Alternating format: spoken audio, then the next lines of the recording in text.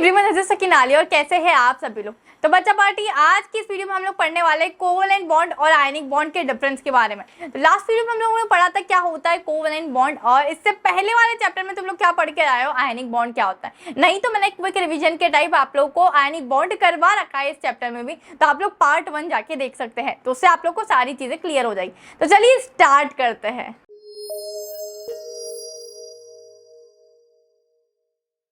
सो बच्चों, आज हम लोग पढ़ने वाले कि डिफरेंस क्या रहता है हमारा कोवलेंट बॉन्ड और आयनिक बॉन्ड के बीच में। दोनों चीजें हम लोग ने बहुत ही प्यारे तरीके से देख तो ली थी, पर क्या डिफरेंस होता है।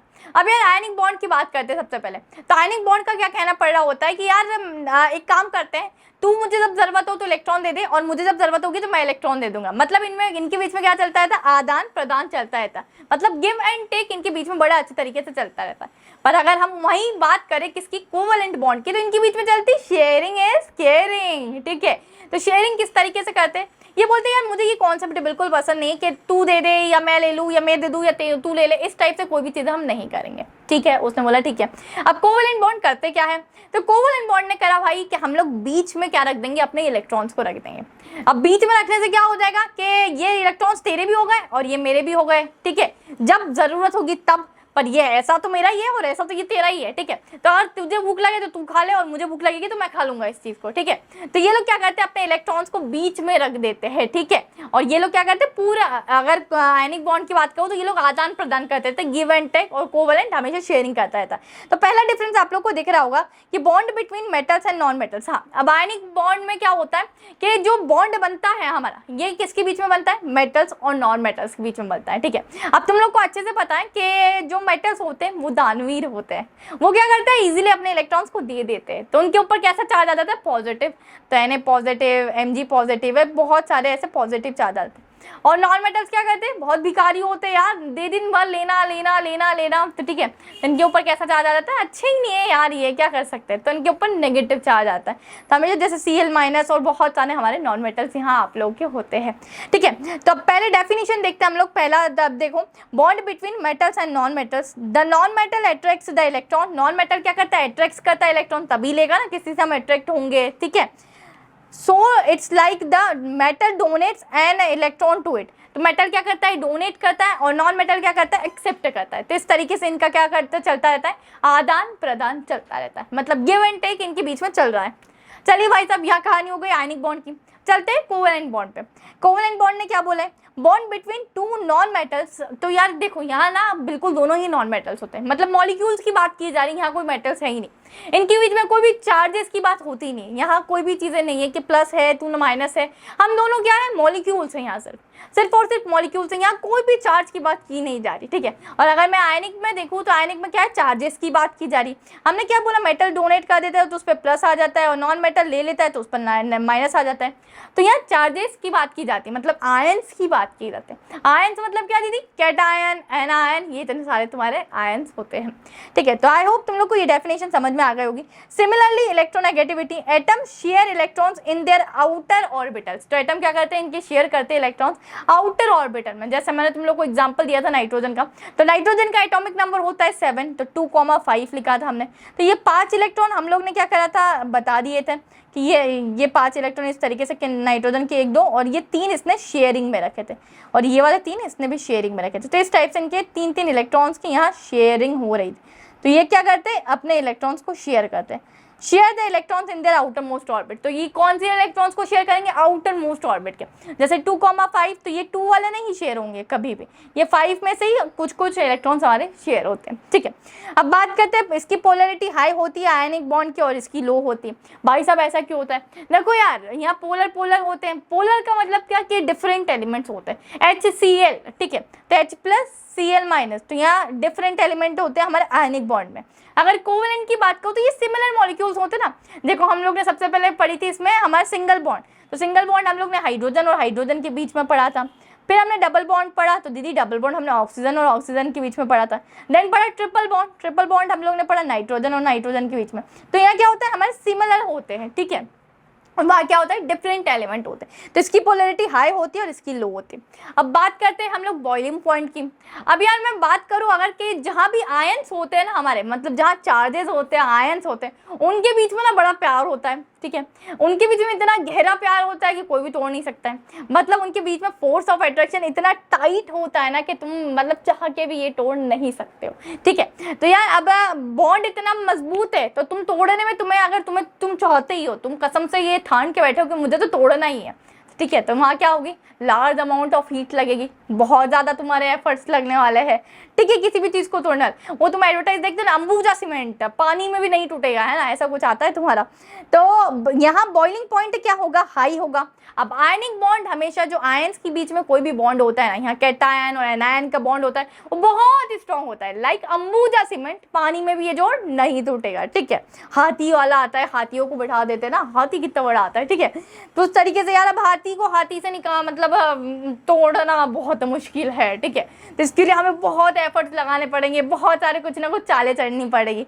तो यहाँ अगर हमें आयनिक बॉन्ड को ब्रेक करना है तो उसके लिए मुझे बहुत ज़्यादा हीट देनी पड़ेगी, बहुत ज़्यादा बॉइलिंग पॉइंट होगा मेरा, तो बॉइलिंग पॉइंट मेरा बहुत ज़्यादा हाई है, ठीक है।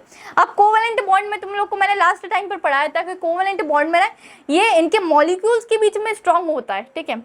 फोर्सेस मॉलिक्यूल्स के बीच में अंदर स्ट्रांग है, फोर्सेस मॉलिक्यूल्स के बीच अंदर स्ट्रांग है, बीच में क्या होती है, इनके फोर्सेस बड़े वीक होते हैं। मतलब इनकी दोस्ती ना एकदम बहुत ही कैसी है, बिल्कुल ज़्यादा गहरी नहीं है, इस टाइप से हम लोग बोल सकते हैं। तो जहाँ दोस्ती ज़्यादा गहरी नहीं होती तो वहाँ हमने एक चिंगारी भी लगाई तो वो बॉन्ड टूट जाएगा, ठीक है। तब कोवेलेंट बॉन्ड में क्या होता है, यहाँ कोई भी चार्जेस का खेल ही नहीं है, यहाँ सिर्फ और सिर्फ मॉलिक्यूल्स होते हैं, ठीक है। यहाँ मॉलिक्यूल्स होते हैं, यहाँ कोई भी पॉजिटिव नेगेटिव चार्ज का कोई भी लफड़ा ही नहीं है यार, ठीक है। तो यार इनका बॉन्ड आसानी से तोड़ सकते हैं, आसानी से तोड़ सकते हैं, इसका मतलब इसका बॉइलिंग पॉइंट लो होगा, ठीक है। साथ ही साथ वैसे ही होता है कि बॉइलिंग पॉइंट लो होगा तो मेल्टिंग पॉइंट भी लो होगा। यार हीट सीधी सी बात है ना, गम देनी पड़ रही है, बॉन्ड बहुत आसानी से टूट जाएगा।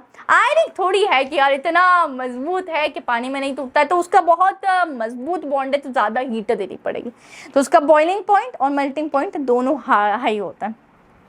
अब शेप की बात करें तो यार भाई साहब हमने बोला था कि ये इनके बॉन्ड कैसे हैं, बहुत ही ज़्यादा तगड़े बॉन्ड है, टूटते नहीं हैं। तो इनको तुम ऐसा समझ सकते कि कंस्टिट्यूएंट पार्टिकल्स हैं, समझ क्या सकते हो, मतलब ऐसा ही है, ये कंस्टिट्यूएंट पार्टिकल्स। और कंस्टिट्यूएंट पार्टिकल्स कौन होते हैं, सॉलिड होते हैं हमारे। तो सॉलिड के बीच में, किसी भी सॉलिड के बीच में फोर्स ऑफ अट्रैक्शन हमारा तगड़ा होता है, ठीक है। अब ये सॉलिड होते हैं, पर अगर मैं बात करूँ कोवेलेंट बॉन्ड की तो इनका शेप कैसा होता है, ये लिक्विड और गैस होते हैं हमारे, ठीक है।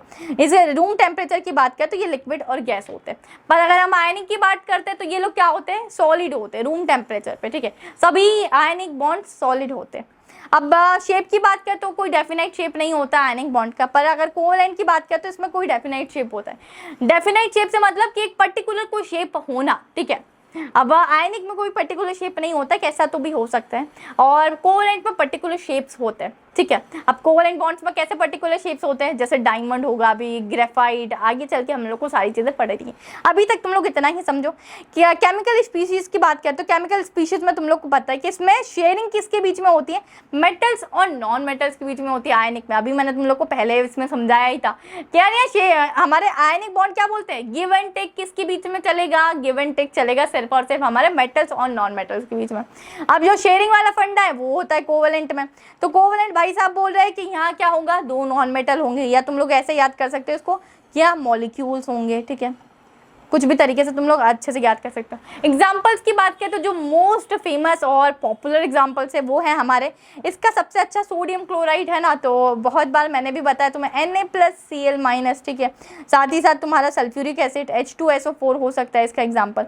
अगर मैं यहाँ बात करती हूँ कोवेलेंट बॉन्ड्स की तो इसका एग्जाम्पल है मीथेन CH4, साथ ही साथ हाइड्रोक्लोरिक एसिड, ठीक है। तो ये बहुत अच्छे इसके कॉमनली एग्जाम्पल्स है, तो तुम लोग लर्न कर सकते हो। अब आगे चलते हैं इनकी प्रॉपर्टीज़ पर। तो आगे प्रॉपर्टीज़ में मैं बात करो तो ये क्या होते हैं, सबसे पहली बात ये कोवेलेंट बॉन्ड क्या होता है, रेडिली सॉल्युबल होते हैं हमारे ऑर्गेनिक सॉल्वेंट्स में, ठीक है। ये सॉल्युबल होता है, पर एज अपोजिट आयनिक की बात करूँ तो ये सॉल्युबल नहीं होते हैं हमारे ऑर्गेनिक सॉल्वेंट्स में।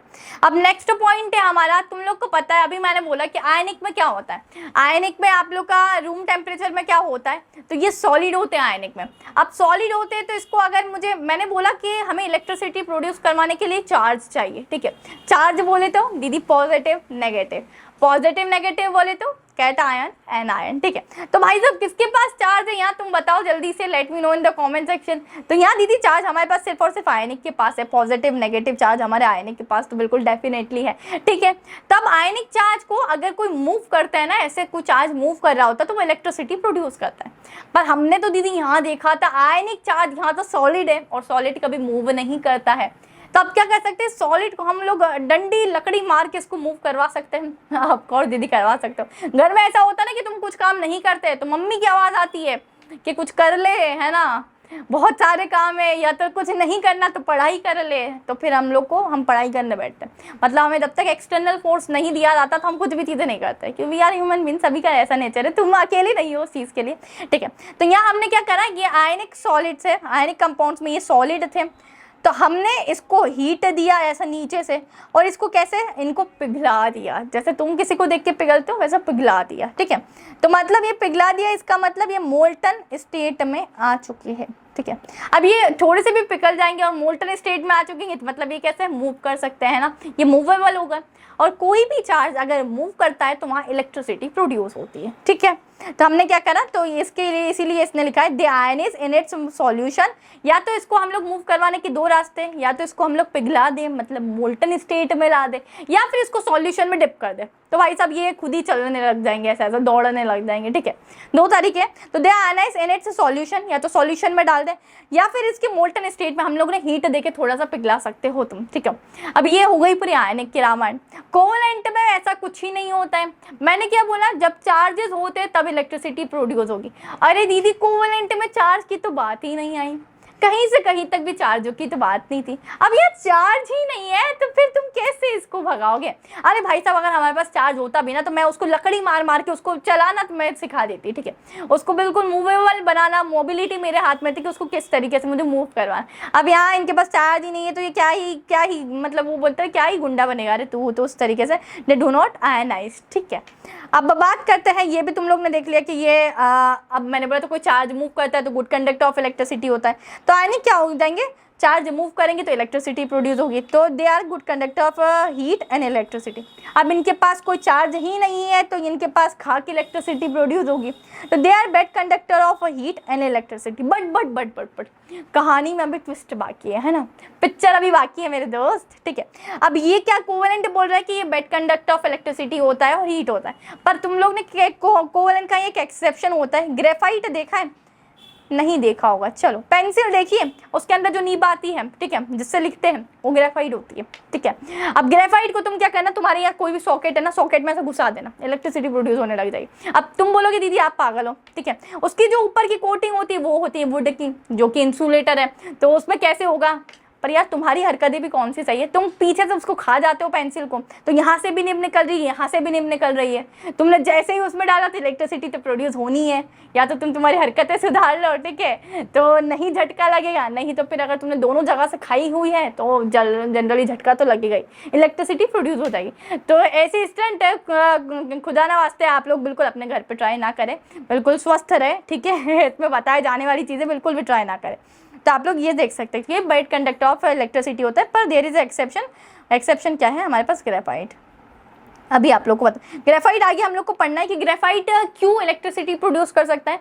तो ग्रेफाइट का कुछ स्ट्रक्चर ऐसा होता है कि इसमें छोटे मतलब सॉलिड में फ्री मूवेबल चार्जेस होते हैं, फ्री मूव कर सकता है ये, तो कुछ चीज़ें हैं आगे अपन एक्सप्लेन करेंगे, इसमें नहीं करते, ठीक है। अब बात करते हैं लास्ट के, इनके बीच में क्या होता है, मैंने बताया ही था यार अभी कोवेलेंट के, इनके बीच में फोर्स ऑफ अट्रैक्शन बहुत ज़्यादा कम होता है, तो इनको ईजिली ब्रेक कर सकते हैं हम लोग। और इनके बीच में अम्बुजा सीमेंट वाली दोस्ती होती है कि तुम पानी में भी नहीं टूटेगा वाला जोड़ होता है। तो यहाँ वही लिखा है कि they have a strong force of attraction between the molecules, ionic में, और कोवेलेंट में लिखा है हमारे पास they have a weak force of attraction between the molecules. Ionic में मॉलिक्यूल के अंदर फोर्स ऑफ अट्रैक्शन तगड़ा रहता है, पर अगर बीच की बात करूँ तो बहुत ही कम होता है, ठीक है। So that's all for today's video बच्चा, मैंने आप लोग को बहुत सारे डिफरेंस बता दिया आयनिक और कोवेलेंट बॉन्ड के। तो अगर आप लोग को आते हैं एग्जाम में लिखने को तो आप लोग इसमें से कुछ भी 3 लिख सकते हैं या कोई भी 5 लिख सकते हैं। अगर तुम लोग को 3 मार्क्स में क्वेश्चन पूछा गया तो तुम लोग को 3 डिफरेंस लिखना है, देन आखिरी में तुम लोग एग्जाम्पल इस तरीके से दे सकते हो, ठीक है। ये रहा एग्जाम्पल। और अगर 5 नंबर में ये पूछा है तो मुझे नहीं लगता 5 नंबर में पूछने जैसा क्वेश्चन है, तो 5 लिख लेना। पर अगर हम ठीक है रेडी फॉर द वर्स्ट, तो 5 डिफरेंस लिखना है तुम्हें, साथ ही साथ एग्जाम्पल यहाँ तुम लोग लिख कर आ सकते हो। तो वीडियो अच्छा लगा हो तो आप सभी लोग लाइक करिए, चैनल को सब्सक्राइब करके ज़्यादा, एंड साथ ही साथ आप लोग शेयर भी कर सकते हैं, एंड एक प्यारा सा कमेंट ड्रॉप करके जाना कि आप लोगों को कैसा लगा ये वीडियो। चलिए मिलती हूँ नेक्स्ट वीडियो में इसी के साथ, bye bye, and this is your educator Sakina Ali signing of.